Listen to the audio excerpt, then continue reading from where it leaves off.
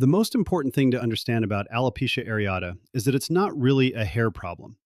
Alopecia areata is an autoimmune disease. That means your immune system mistakenly attacks your own body. In alopecia areata, the target is the hair follicle. As the immune attack increases, hair can stop growing normally and begin to fall out. The good news is that the follicle is usually still alive. In many cases, the hair can grow back if the immune attack is reduced. Understanding that alopecia is an autoimmune disease changes how you think about treatment and the decisions you make moving forward. I've lived with alopecia areata for more than 40 years, and it took me a long time to fully understand that lesson. For years, I focused almost entirely on the hair. I was trying to solve what I thought was a hair loss problem. But over time, I learned that alopecia can be much more complicated than that. In my case, an underlying thyroid condition was also contributing to my hair loss.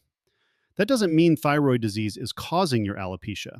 It simply taught me that what works for one person may not work for another. One of the most frustrating things about alopecia areata is how unpredictable it can be. Some people develop a small patch and never experience another episode. Others may develop larger areas of hair loss or experience multiple flare-ups throughout their lives. Unfortunately, nobody can predict exactly how alopecia will behave for any individual person. That's why understanding the disease is so important. The first thing I would encourage you to do is learn as much as you can about the condition. Try to understand what alopecia areata is, how it works, and what treatment options are available today. It's easy to spend hours searching for miracle cures or reading success stories online. But remember, what worked for someone else may not work for you. The goal isn't to find the perfect answer overnight. The goal is to make informed decisions based on good information. Today, there are more treatment options for alopecia areata than there were when I was first diagnosed. For many years, treatment options were limited, especially for people with more severe forms of the disease. Some people respond well to treatments like steroid injections, topical medications, or other therapies recommended by their dermatologist. Others may need to try several different treatments before finding something that works for them. In recent years, newer medications called JAK inhibitors have changed the treatment landscape for many people living with alopecia areata. I've personally tried many different treatments over the years in an effort to manage my alopecia areata. Some treatments helped for a period of time, others didn't seem to make much difference at all. Like many people living with alopecia, I've spent years searching for answers and trying to understand why my hair loss changed over time. One of the most important lessons I learned was that hair loss can sometimes be influenced by other health conditions happening in the body. In my case, working with my doctors helped uncover issues that were affecting my overall health and changing the way I approached treatment. That is also why I do not think people should rely only on random advice they find online.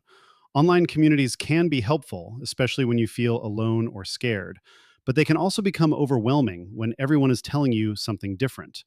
One person may say diet fixed everything. Another person may say supplements cured them. Someone else may tell you to avoid medicine completely. That is why I think it is important to listen, learn, ask questions, and work with a medical professional you trust.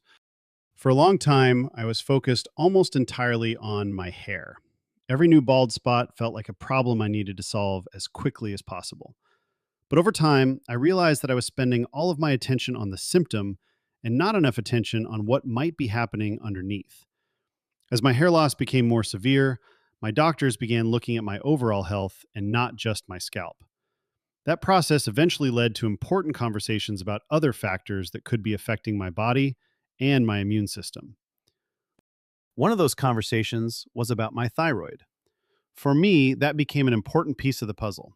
Once my doctors understood what was happening, my treatment plans started to make more sense.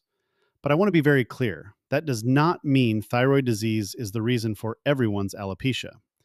The real lesson is that alopecia can be complicated, and your body deserves to be understood as a whole. Today, I still have alopecia areata. There is still no cure, but there are more treatment options available now than ever before. Some of those newer treatments have helped many people regrow hair that they once thought was gone forever. My own journey is still ongoing, but I am currently experiencing significant regrowth and better results than I thought were possible years ago. That is one of the reasons I decided to create this channel and share what I have learned along the way. If you've recently been diagnosed with alopecia areata, take a deep breath. Learn as much as you can, ask questions, and do not be afraid to advocate for yourself. Find medical professionals you trust and take the time to understand your treatment options. Remember that everyone's journey is different and progress does not always happen in a straight line. Most importantly, know that you are not alone. Thank you for watching and spending a few minutes with me today. My goal with this channel is to share my experiences, discuss treatment options, and help people better understand alopecia areata. I am not a doctor, and nothing on this channel should be considered medical advice. I am simply someone who has lived with alopecia for more than 40 years and wants to share what I have learned along the way. If these videos can help even one person feel a little more informed, a little more prepared, or a little less alone, then they will be worth making. If that sounds helpful to you, consider subscribing and following along. Thank you again for watching. I wish you the very best on your journey, and I'll see you in the next video.